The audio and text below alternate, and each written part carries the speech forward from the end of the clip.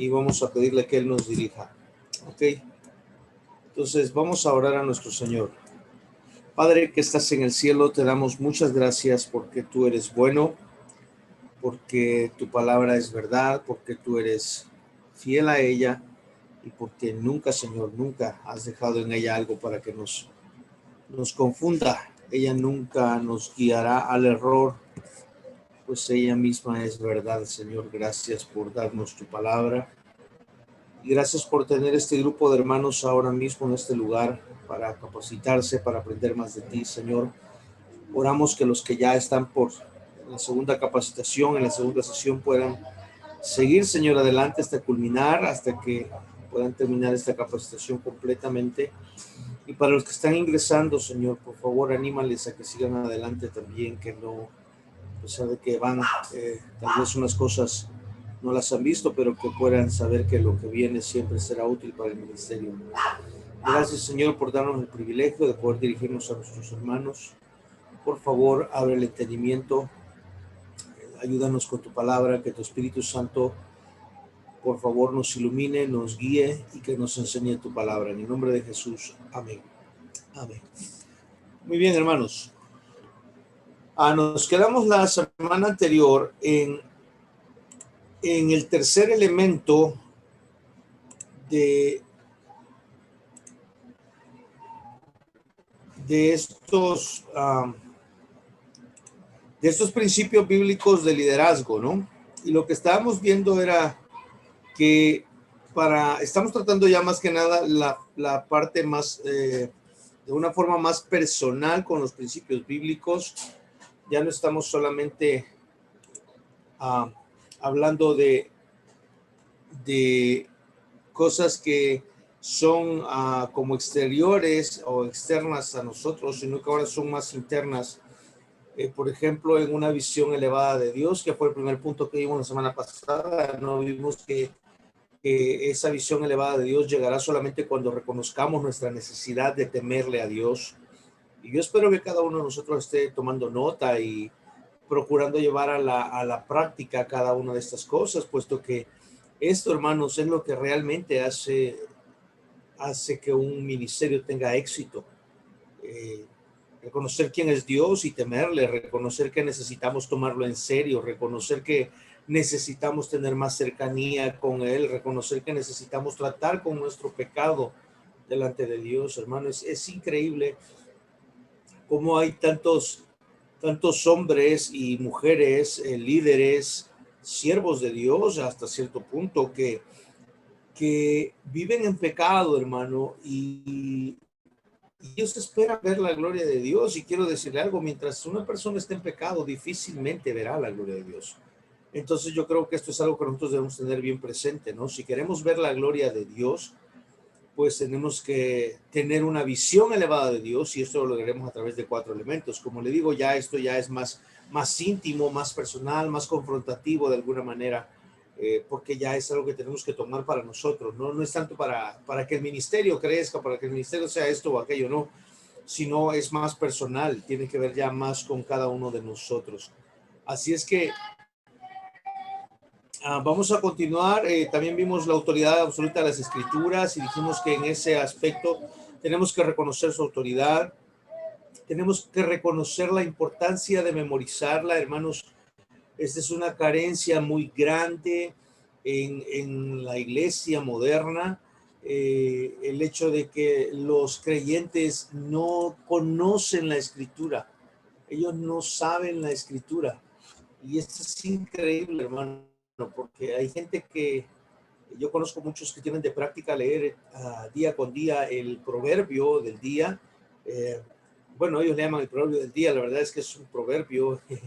Y como hay 31, ¿verdad? Pega con los días del mes, entonces ellos dicen que es el proverbio del día, y entonces lo leen y llevan 20 años leyéndolo. Si usted les pregunta dónde queda cierto proverbio, y ellos no saben, hermano, es increíble. Han leído 20 años ese libro, y yo creo que después de 20 años usted debería tenerlo ya de memoria, ¿no? Pero bueno, la verdad es que el pueblo de Dios carece del conocimiento de la palabra de Dios porque no memoriza la palabra de Dios. Entonces debemos reconocer que eso es importante, y también debemos reconocer que Eso es importante, pero que también tenemos o debemos tener la necesidad de estudiarla, estudiarla. Ah, cuando hablamos de estudiar la escritura, hermano, estamos hablando de estudiar todo el consejo de Dios, todo, desde Génesis hasta Apocalipsis. Le cuento, había un hombre que tenía ese hombre cambiaba de iglesia cada 2 años. Y bueno, él llegaba a una iglesia como pastor, ¿verdad? Y a los 2 años comenzaba a ver cómo hacía para irse porque pues ya había pasado 2 años, ¿no? Y un día hubo un líder que le preguntó y le dijo, hermano, ¿por qué solamente pasas 2 años en la iglesia? Y él les dijo, porque yo solamente tengo 52 sermones.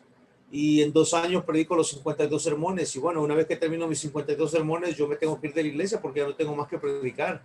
Y es increíble, hermano, que este hombre no estudiaba más la Biblia. Ya tenía 52 sermones y él no seguía trabajando en la Biblia para tener más sermones, sino que solamente predicaba sus 52 sermones y se iba. Y estoy hablando de un hecho real, hermano.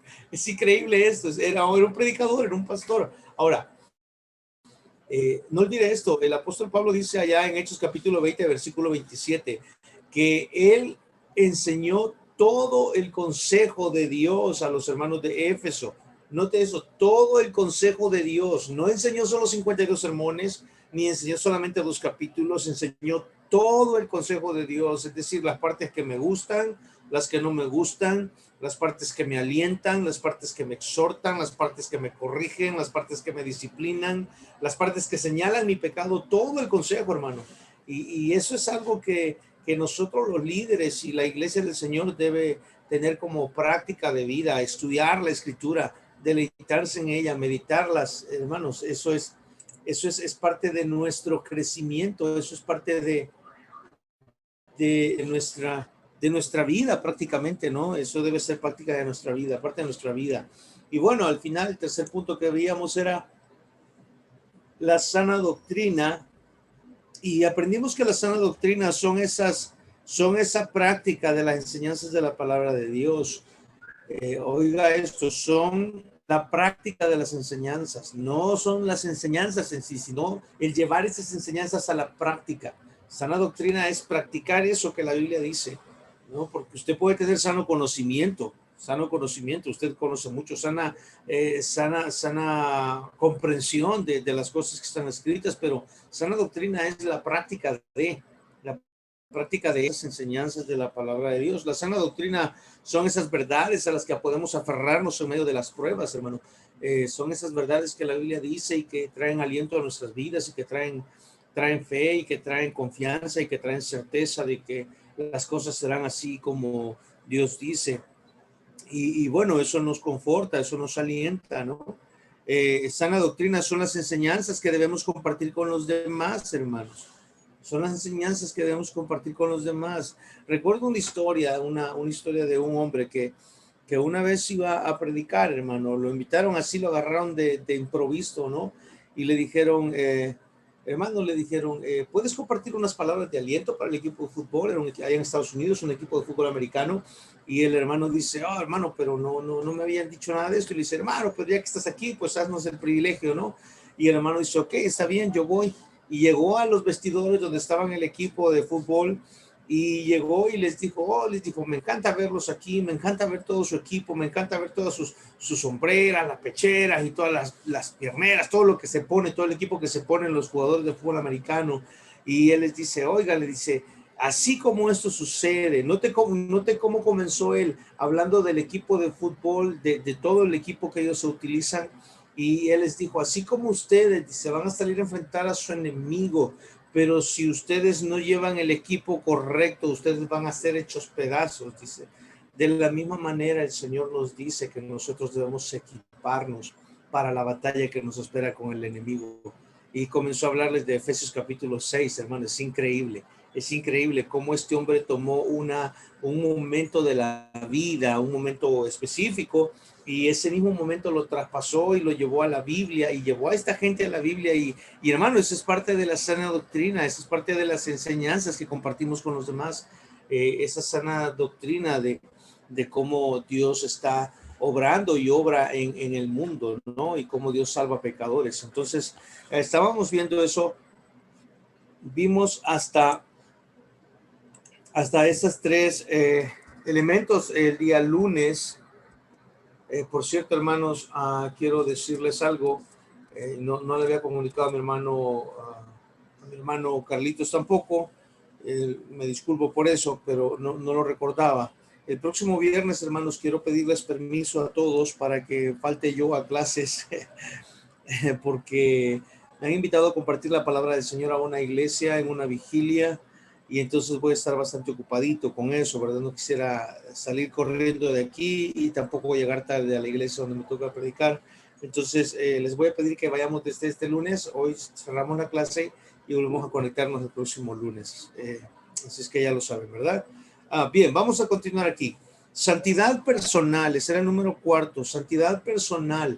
Cuando estamos hablando de esos elementos que el Señor nos ha dado y que nosotros, como ya vimos en el principio, siendo colaboradores, siendo su labranza y que somos conforme a la gracia de Dios, bueno, nosotros debemos trabajar en estos principios, hermanos. Nosotros debemos trabajar en estos principios para poder ser aquello que el Señor quiere que seamos. Y como ya hemos visto, ¿no? Un alto concepto de Dios, la autoridad bíblica, la sana doctrina, y ahora tenemos en cuarto lugar la santidad personal. La santidad personal. Entonces, para hacer bien esa responsabilidad que Dios nos ha dado de ministrar a su iglesia, nosotros debemos trabajar en nuestra santidad personal. ¿Y qué significa eso? Bueno, que tenemos que trazar líneas en lo que se refiere a nuestra santidad. Tenemos que trazar líneas y definir bien qué será lo que vemos, o qué es lo que vemos, qué es lo que leemos y qué es lo que escuchamos, hermano. Es increíble. Le cuento esto, o bueno, voy a usarlo como ilustración. Hace algunos años, hace unos 12, 15 años tal vez, un pastor, pues es pastor, todavía vive, tiene su iglesia, pero él aprendió una grande lección, y yo quiero que usted y yo lo tomemos ahora a modo de ilustración en el hecho de la santidad personal. Este hombre era conocido, un predicador conocido, y viajaba en su vehículo un día y pasó por la gasolinera y le dijo al muchacho de la gasolinera: por favor, lléname el tanque. Le dice: ok.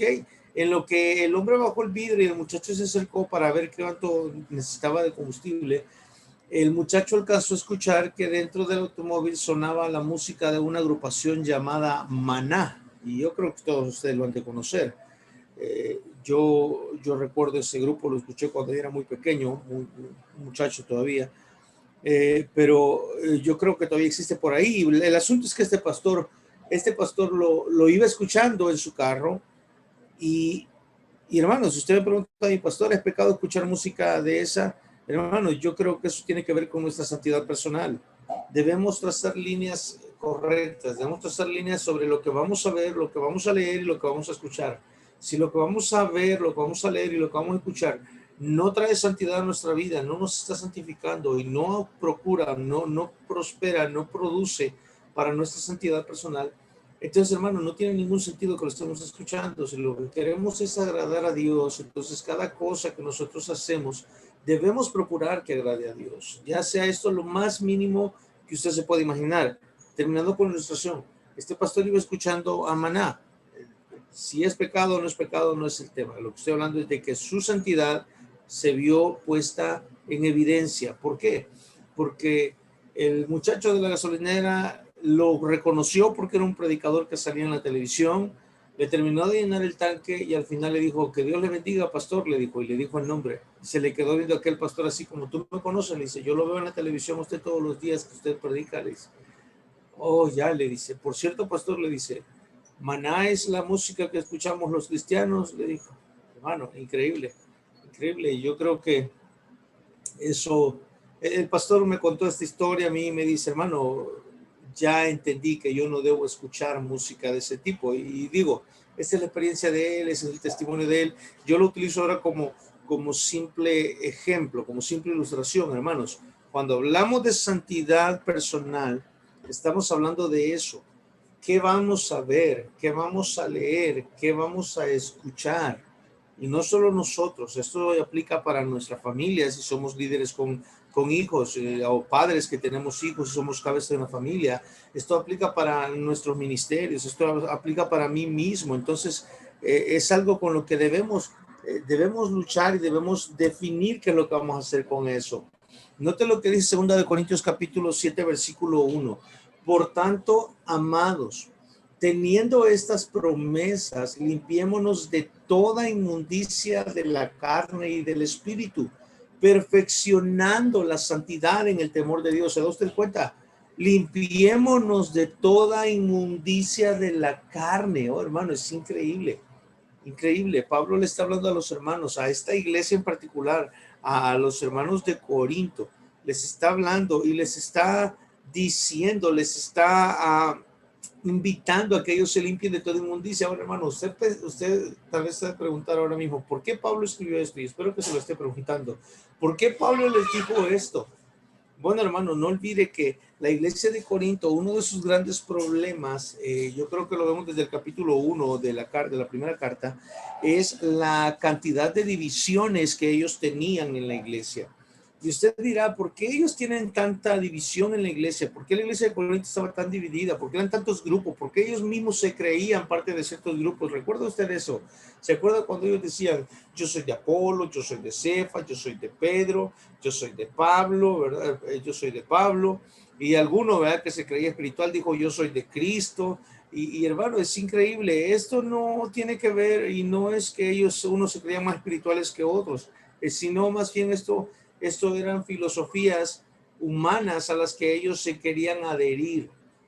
Es decir, uno era un gran erudito, el otro era un griego, el otro era el hombre al que Dios le encargó que cuidara las ovejas, y el otro era Dios mismo. Y el asunto es, son filosofías de alguna manera. Ellos dicen, yo quiero ser como esto, yo quiero ser como aquel. Pero note esto, ninguno de los que mencioné están enseñando filosofías. Ellos están enseñando a Cristo crucificado. Ese es el tema de la predicación de ellos. Pero las filosofías que tenían los hermanos de Corinto, de donde ellos venían, al parecer no las habían dejado todavía del todo. Entonces ellos estaban acostumbrados a agruparse en torno a personalidades o a ideas humanas. Entonces Pablo escribe esto y les dice, hermanos, limpiémonos de toda inmundicia de la carne. Es decir, dejemos de vivir siendo creyentes, pero con cierta amistad con aquella filosofía. Dejémonos de toda filosofía humana. No necesitamos eso para vivir. Y eso es lo que Pablo está diciendo aquí. Limpiémonos de toda inmundicia de la carne, hermano. Estamos hablando que para hacer efectivo, para que nuestro ministerio, para que el liderazgo que Dios nos ha dado para servirle, para que eso pueda ser efectivo, usted y yo debemos trabajar en nuestra santidad personal. Y santidad personal significa trazar líneas sobre lo que veremos, lo que escucharemos y lo que también nosotros hablaremos, hermano. Entonces, note, el llamado de Pablo es a limpiarnos de toda inmundicia de la carne. Y note aún más. Y también lo que él está diciendo es que no debemos tolerar los sistemas de valores que son contrarios a la Biblia.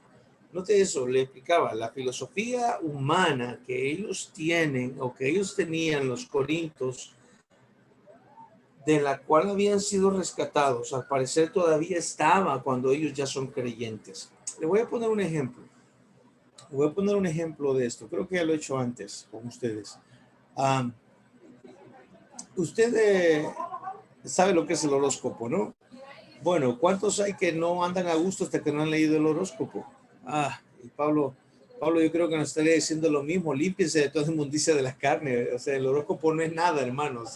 ¿Por qué tienen que estar amarrados a algo que no les está ayudando en nada? Ahora, eso es parte, ¿no? Pero el punto principal en este pasaje es que no debemos tolerar los sistemas de valores contrarios a la Biblia. Hay valores, hermano, que no deben ser tolerados en un creyente. Hay valores que no pueden ser violados, que no pueden ser negociables, como ya hemos dicho tantas veces. Note lo que dice. ¿Cómo vamos a hacer eso? ¿Cómo vamos a hacer eso? Limpiarnos de la carne. Bueno, perfeccionando la santidad en el amor de Dios. Ahora, quiero que note algo aquí, hermano. Quiero que note algo aquí, por favor. Mire esto.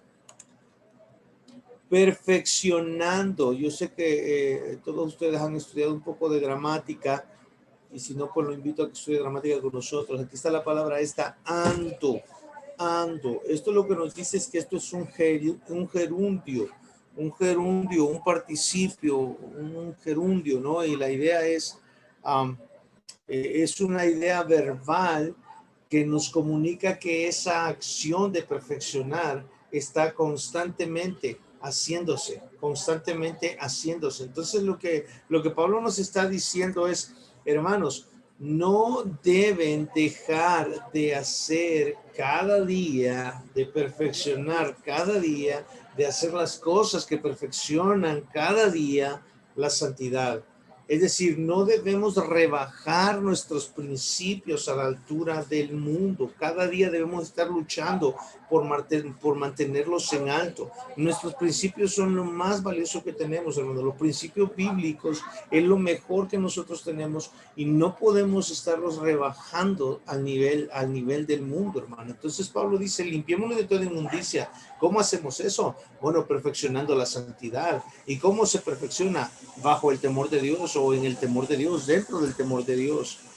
Mire, note usted ahora, Mateo capítulo 18, versículo 15 y 17. No olvide, estamos hablando de santidad personal. Dice la palabra, y si tu hermano peca, ve y repréndelo a solas. Si te escucha, has ganado a tu hermano, pero si no te escucha, lleva contigo a uno o a dos más, para que toda palabra sea confirmada por boca de dos o tres testigos. Y si rehúsa escucharlos, dilo a la iglesia. Y si también rehúsa escuchar a la iglesia, sea para ti como el gentil y el recaudador de impuestos. Ahora bien, ¿de qué está hablando Pablo? Perdón, ¿de qué está hablando el evangelista aquí? ¿De qué está hablando Mateo aquí? Él está hablando de una situación de pecado que hay entre hermanos. Si note lo que él dice, si tu hermano peca, ahí está. El contexto es hermano en pecado, un hermano en pecado. Note, si tu hermano peca, ve y repréndelo a solas. Note esto, hermano. No está diciendo que pecó contra ti, no está diciendo que te ha ofendido a ti, no está diciendo que tú vas a ir y andarle buscando sus pecados, pero el asunto es, si tú lo ves en pecado a tu hermano, oye, debes preocuparte también por la santidad de tu hermano. Entonces, ¿qué dice? Ve y repréndelo a solas. Ahora, note, si te escucha, ganaste a tu hermano, pero si no te escucha, lleva contigo a uno o a dos más. Note cómo va creciendo. Primero a solas, si no te escucha, lleva contigo a uno o a dos más.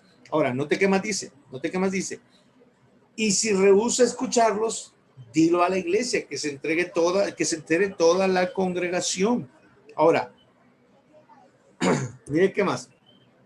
Y si también rehúsa escuchar a la iglesia, entonces sea para ti como el gentil y el recaudador de impuestos. ¿Qué está diciendo esto? ¿Qué es lo que nos quiere decir esto? Que en el sentido de no tolerar los sistemas de valores contrarios a la Biblia, de no rebajar nuestros principios a la altura del mundo, nosotros no podemos ni debemos vivir vidas cristianas a medias. ¿Qué significa vidas cristianas a medias? Bueno, vidas licenciosas al pecado, vidas que se dan permiso de pecar de vez en cuando. Y hermano, increíble. Usted y yo queremos ver la obra de Dios en nuestras vidas. Usted y yo queremos que nuestros ministerios crezcan, que los ministerios prosperen, que los ministerios traigan gloria a Dios. Quiero decirle algo, nada de eso va a pasar. Nada de la obra de Dios prosperará ni sucederá en nuestras vidas si nuestras vidas están sujetas a pecado. Y esto puede usted tenerlo por seguro, hermano. Hay tanto ejemplo en la Biblia de hombres que Dios quiso levantar, pero que por cuestión de su pecado, Dios los humilló, Dios Dios los quitó de sus liderazgos. Tiene el ejemplo del primer rey de Israel, el rey Saúl, ¿no? Un hombre que Dios dijo, bueno, quiere el rey, está bien. Obviamente no era el plan de Dios, pero aún así él lo permitió. ¿Cuál fue el problema de Saúl? Que él no quiso obedecer a Dios, él quiso darse pecados, quiso darse ciertos gustos, quiso actuar a su manera. No en obediencia a la palabra de Dios. Ahí tiene usted el ejemplo de Sansón, ¿no? Otro hombre con el que Dios hizo tremendo pacto, tremendo nazareo y todo, y con el que Dios manifestó su poder y todo su gloria. Y es increíble, el hombre quería vivir en pecado, él quería vivir como él quería. ¿Y qué sucedió? Bueno, usted sabe el resultado de él, ¿no? Se terminó siendo la burla de todos. Y otra vez, hermano, el asunto es que no podemos vivir vidas cristianas a medias y esperar ver la obra de Dios en nosotros. Una cosa lleva a la otra. Entonces, usted y yo debemos estar pensando en esto. Debemos estar pensando en esto. Si hay pecado, bueno, debe ser reprendido, de acuerdo a lo que dice Mateo 18. Si es reprendido por una sola persona y no se presta atención, bueno, entonces hay que traer más testigos para que se compruebe todo lo que se ha dicho. Y si el pecado, a pesar de ser atestiguado con varias personas, el pecador o yo como pecador tal vez no estoy dispuesto a escuchar a las personas y a escuchar la exhortación y a escuchar la disciplina, la reprensión, bueno, entonces debo ser tenido como un gentil, hermano. Es increíble, se pierde toda, como decir, toda alianza con la iglesia, toda alianza con el cuerpo de Cristo. Y es increíble, hermano, como líderes, nosotros nunca veremos un ministerio prosperado, un liderazgo prosperado si nosotros no luchamos con el pecado. No veremos la obra de Dios en nosotros si nosotros no vivimos una vida de santidad personal. Bien, veamos el número 5. Número 5. Autoridad espiritual. Hermanos y hermanas, queridos siervos y siervas, líderes, hay algo que nos cuesta mucho y es sujetarnos a la autoridad. Y digo nos cuesta porque es algo con lo que yo mismo he luchado. Hacer algo que es complicado, sobre todo cuando nos damos cuenta de que hay dones en nosotros peculiares, ¿verdad? Nosotros si logramos ver que tenemos carisma con la gente, o como decimos que tenemos jale, ¿no? Que la gente nos oye hablar, nos ve y al poco rato hay tres detrás de nosotros. Cuando vemos eso, generalmente llegamos a olvidar que si bien es cierto, Dios nos puede haber dado ciertos dones o cierta carisma para con las gentes, o que Dios nos hace agradables ante las personas y estas personas nos buscan. No debemos olvidar jamás que en la iglesia o en el ministerio donde Dios nos ha puesto a servir, estamos sujetos a una autoridad. Ahora, de eso trata el punto de autoridad espiritual. ¿De qué habla la autoridad espiritual? De que un creyente debe reconocer que Cristo es la cabeza de la iglesia, pero que Él está llevando a cabo su gobierno en la iglesia por medio de ancianos y otros líderes y hombres piadosos, hermano. He escuchado tantas veces esto, que es una manera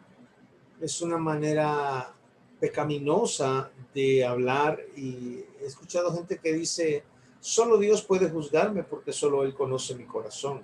Hermano, esa es la peor, yo creo que esa es la peor manera de expresarse de un cristiano, porque sus simples palabras están dejando al descubierto su corazón y están diciendo que está tan lleno de amargura, tan lleno de odio, tan lleno de rencor, que ni siquiera está dispuesto a sujetarse a su autoridad. Está tan lleno de orgullo, hermano, tan lleno de soberbia.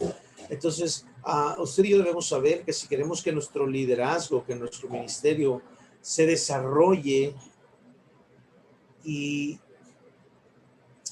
que este ministerio sea eficaz, usted y yo debemos reconocer la autoridad espiritual, y esto tiene que ver con los líderes que están sobre nosotros, pastores y ancianos de la iglesia. La autoridad espiritual.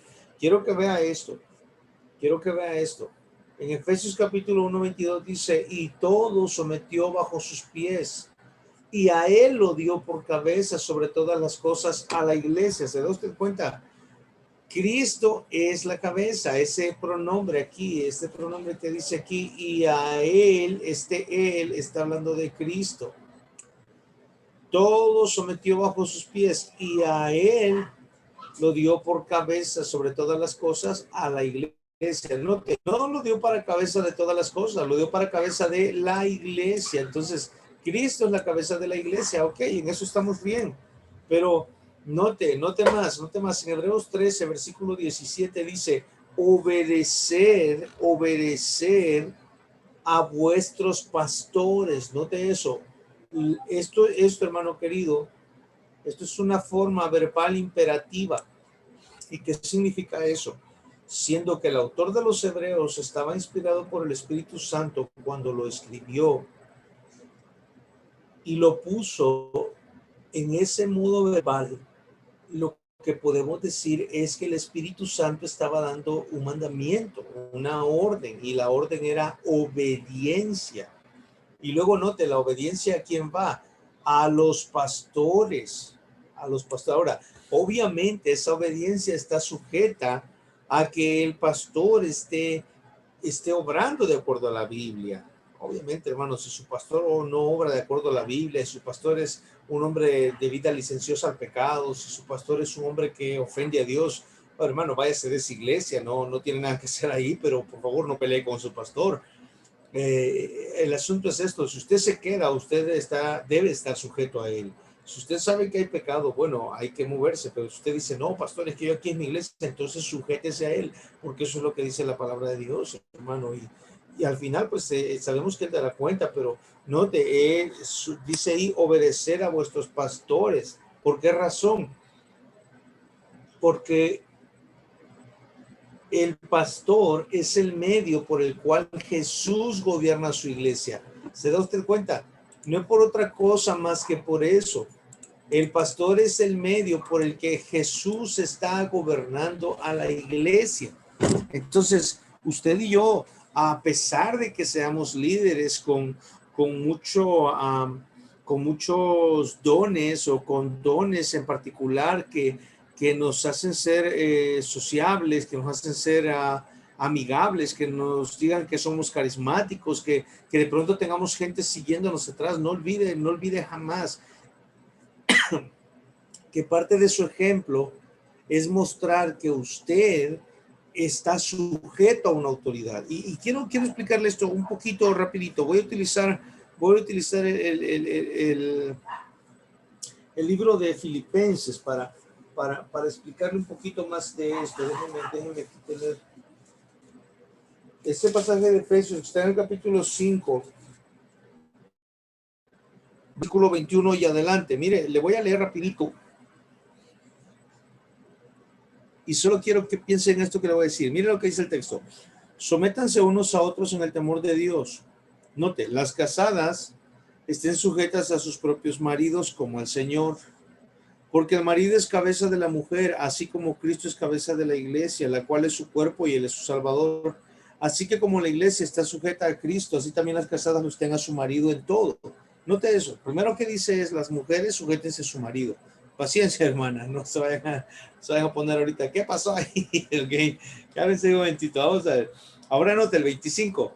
Maridos, amen a vuestras mujeres, así como Cristo amó a la iglesia y se entregó a sí mismo por ella, para santificarla, habiéndola purificado en el lavamiento del agua por la palabra, a fin de presentársela a sí mismo una iglesia gloriosa, que no tuviese mancha, ni arruga, ni cosa semejante, sino que fuese santa y sin mancha. Así también los maridos deben amar a sus mujeres como a sus propios cuerpos. El que ama a su mujer, a sí mismo se ama. Note que todo esto lo está diciendo para el marido. Porque nadie aborreció jamás su propia carne, sino que la sustenta y la cuida, como también Cristo a la iglesia, porque somos miembros de su cuerpo, de su carne y de sus huesos. Por esto dejará el hombre a su padre y a su madre, y se unirá a su mujer, y los dos serán una sola carne. Grande es este misterio, mas yo digo esto respecto a Cristo y de la iglesia. Ahora, note esto, hermanos. Por favor, note cuántos versículos hubo para la mujer. Apenas fueron 3 a 4, digamos, con el cierre.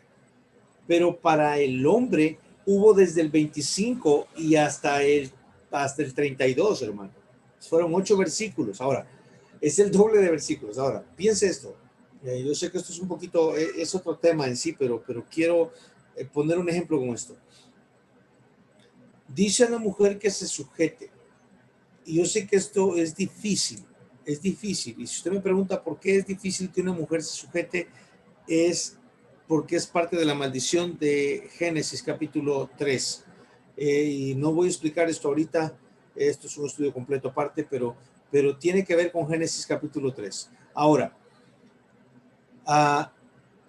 si usted pregunta, si usted es hermana y está aquí y dice, pastor, pero si yo me sujeto, piensa en esto, hermano. El día que Cristo aparezca en gloria y le diga, ¿por qué hiciste tal cosa? Y usted le dice, bueno, tu palabra dice que me sujetara a mi esposo, yo me sujeté a él. El Señor le dirá, bueno, obedeciste la palabra, está bien, tú ya cumpliste, tú obedeciste lo que yo dije escrito y el Señor no tiene ningún argumento para ir en contra de eso. Para usted está bien fácil, porque solamente se trata de sujetarse, como la Biblia dice, y punto. Obviamente todo lo que está dentro de la Escritura, ¿no? Pero para el marido, nota lo que dice para el marido. Amen a vuestras mujeres, así como Cristo amó a la iglesia y se entregó a sí mismo por ella. Para usted solo de sujeción, hermana. Pero para el hombre, ¿qué le está diciendo el texto? Le está diciendo, ámela y esté dispuesto a entregarse, así como Cristo se entregó por su iglesia. Le hago una pregunta. ¿Cómo se entregó Cristo por su iglesia? Se entregó crucificado. Entregó su vida, su propia vida. Hermano, sufrió humillación por su iglesia. Y lo que la palabra de Dios le está diciendo, lo que Pablo está diciendo es, bueno, los maridos deben estar dispuestos a eso por sus esposas. Ahora, ¿cómo cree que un hombre pecador como su servidor puede llegar a hacer esto? ¿Puede llegar a entregarse de esta manera a su esposa? Bueno, eso solamente ocurre cuando ese hombre está sujeto a su autoridad, que es Cristo. Entonces, si el hombre está sujeto a Cristo, la mujer se sujetará a él. ¿Se da usted cuenta? Yo sé que es un estudio completamente diferente, pero quiero hacer un ejemplo. El pasaje después sigue diciendo y dice, sigue hablando y dice, los hijos sujétense a sus padres. Y note esto, hermano, solo quiero poner este ejemplo.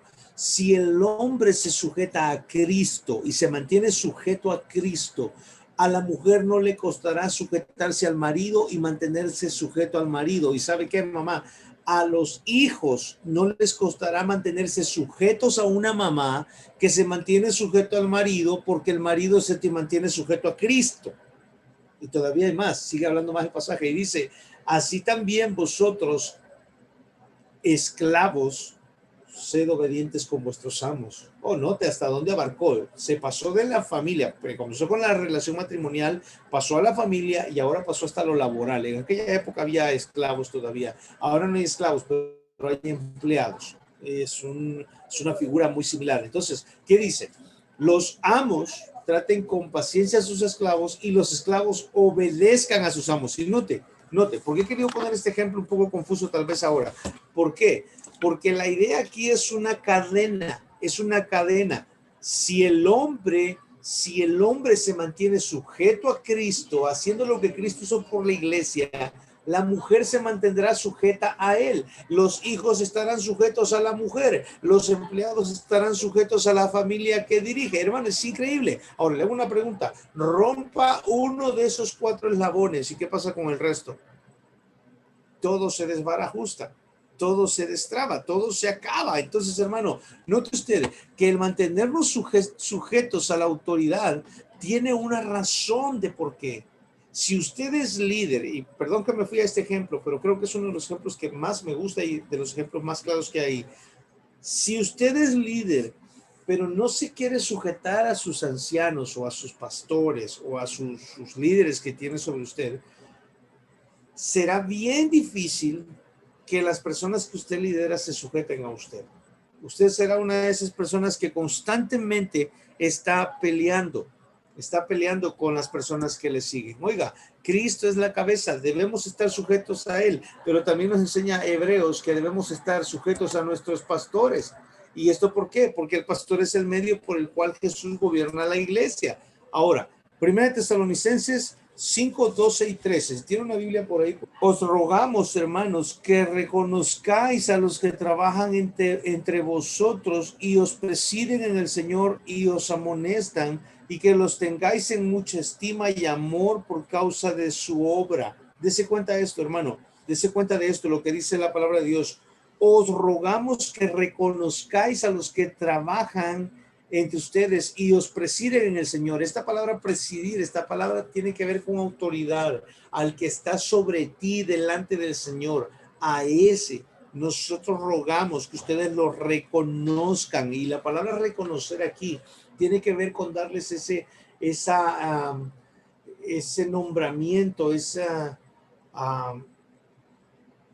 reconocimiento de autoridad, esa sujeción que debemos tener a ellos. Es increíble, hermano. Recuerdo hace muchos años estuve sirviendo al Señor en un ministerio de predicación en las cárceles, y el encargado de ese ministerio no era yo solamente era el predicador, pero el encargado era menor que yo en edad, y se veía bastante risible porque la gente pensaba que yo era quien dirigía, y le digo, no, allá es el líder. Y me decían, pero ¿cómo tú estás sujeto a uno más pequeño que tú? Bueno, pero es que a él es a quien Dios puso ahí, entonces yo solamente debo someterme a él, porque si yo me someto a él, pues yo estoy reconociendo que Dios ha puesto autoridad sobre él, y yo me estoy sujetando a la autoridad de Dios, me estoy sometiendo a Dios. Entonces, hermano, el llamado aquí en Tesalonicenses es a que nosotros nos sujetemos a ellos, porque ellos son los que Dios ha puesto ahí para nosotros. Ellos son los que Dios ha puesto para que nos presidan, para que nos amonestan. Ellos son los que nos cuidan, ellos son los que Dios ha dado esa autoridad, hermano. Entonces, el llamado a que reconozcamos la autoridad a estos hombres y que los mantengamos así, con honor, que les demos el honor que ellos merecen. Usted debemos entender esto: para que nuestro ministerio sea eficaz y pueda desarrollarse de la mejor manera, usted y yo debemos tener una visión elevada de Dios. Usted y yo debemos reconocer la autoridad de la Escritura. Usted y yo debemos reconocer la autoridad de la Escritura. Y luego el tercer punto era, nosotros debemos tener sana doctrina. Luego nosotros debemos tener también santidad. Y por último, nosotros debemos reconocer nuestra autoridad espiritual. Resumiendo, hermanos, estamos ya por terminar. Resumiendo,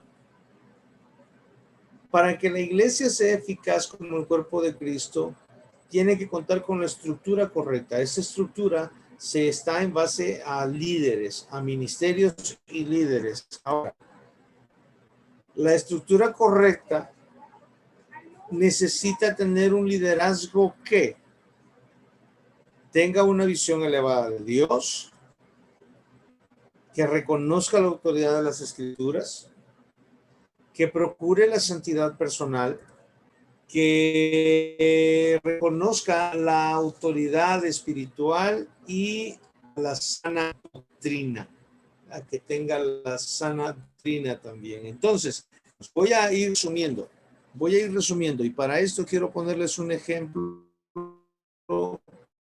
de lo que es autoridad espiritual. Jesús tuvo 12 apóstoles, y cada vez que las listas de los apóstoles son mencionados en la Biblia, esto ocurre en Mateo capítulo 10, versículo del 2 al 4, Marcos 3 del 16 al 19, Lucas 6, 14 al 16 y Hechos 1, 13. Ahí están las 4 listas en que son mencionados los 12 apóstoles. Ahora, en cada una de esas listas, usted va a ver que el primero que aparece es Pedro. Y eso nos comunica, él era el portavoz de los 12, él era la voz hablante de los 12. No que él fuera mejor, sino que Dios le dio el don de hablar. Mientras tanto, los otros 11 tenían otros dones y otros talentos. Por ejemplo, usted puede ver a Pedro y Juan. Ellos viajaron juntos mucho tiempo. Que Pedro era el portavoz, uno podría pensar que Juan no hablaba nada, porque uno dice, bueno, si Pedro es el portavoz, entonces el pobre Juan siempre andaba calladito. Sin embargo, Juan fue el que escribió el Evangelio de Juan y la primera, la segunda y tercera carta de Juan y también el libro de Apocalipsis. Dese cuenta, Juan no hablaba mucho, pero Juan escribía bastante. Es decir, Juan tenía otros talentos.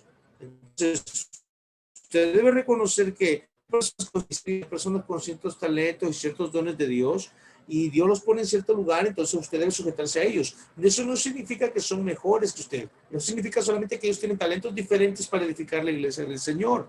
Ahora, no hay duda alguna que debido a la cercanía que Juan tuvo con Jesús, él podía habernos contado muchas cosas más de Cristo. Pero cada vez que él se encontraba en compañía de Pedro, los primeros 12 capítulos de Hechos, él guardó silencio, hermano, es increíble. Son 12 capítulos en el libro de los Hechos en los que usted no ve hablar a Juan. El que habla siempre es Pedro. Siempre es Pedro. Y es cierto, Juan estaba más cerca del Señor, Juan tuvo más comunión con el Señor en el sentido de familia, ¿verdad? Tenía más cercanía con Dios personalmente, pero a él no lo quiso poner Dios para que hablara como portavoz de los 12, puso a Pedro y bueno, Dios quiso hacer eso con él. Juan tuvo que permanecer callado, obviamente, él no permaneció callado, en alguna parte habló, pero no lo tenemos registrado en la Biblia. Al menos en la Biblia vemos que durante 12 capítulos él guardó silencio. ¿Por qué?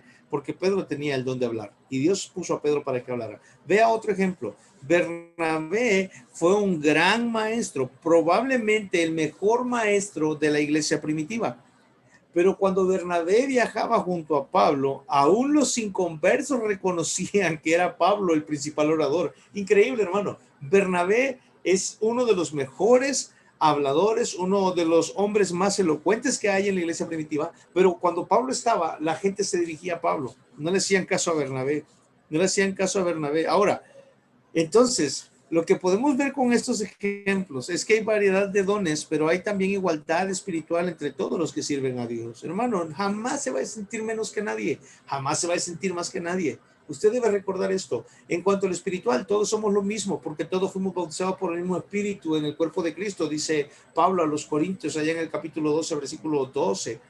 Entonces, todos somos llenados por el mismo espíritu, tenemos el mismo Padre, la misma fe, la misma gracia, el mismo Salvador, el mismo espíritu, tenemos todo, hermano. Entonces es el mismo, espiritualmente somos iguales.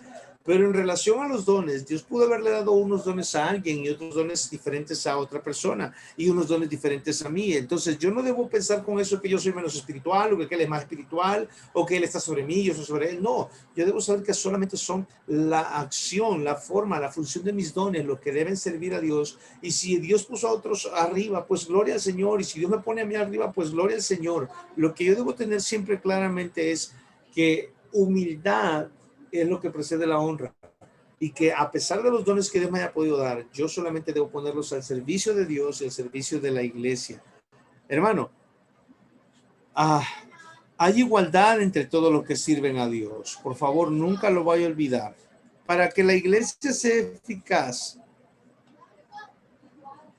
como dice aquí, para que la iglesia sea eficaz, necesita tener un liderazgo correcto. Y ese liderazgo debe comenzar teniendo una visión elevada de Dios.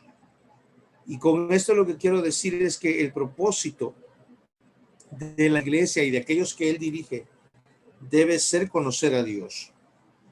Buscando ese fin, el liderazgo debe reconocer la autoridad de las Escrituras, porque es por medio de la Biblia que podemos conocer a Dios.